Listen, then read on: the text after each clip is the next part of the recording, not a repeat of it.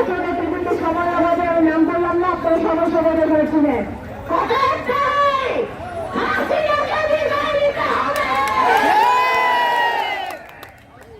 আজকে সারা বাংলাদেশের মতো ফরিদপুর বিভাগে গোপালগঞ্জ থেকে শুরু করে শরীয়তপুর, মাদারীপুর, ফরিদপুর, রাজবাড়ী সকল জনগণ আজকে ঐক্যবদ্ধ হয়েছে এই মঞ্চ দুর্গাস খুনি আওয়ামী লীগকে পদত্যাগের জন্য।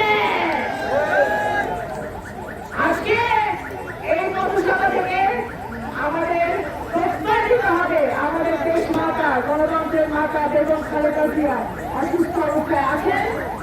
আর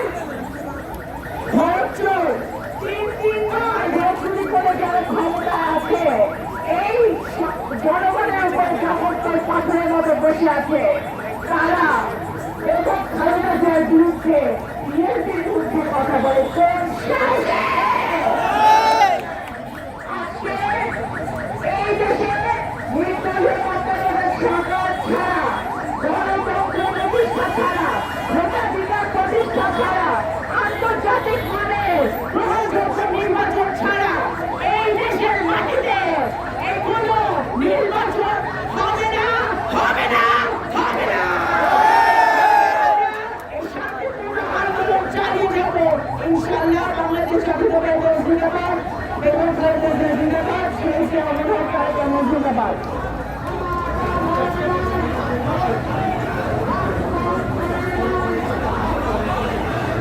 সংগ্রামী বন্ধুগণ, এখন বক্তব্য রাখতে আছি বাংলাদেশ জাতীয়তাবাদী দল দেশনেত্রী বেগম খালেদা জিয়ার চেয়ারপারসনের উপদেষ্টা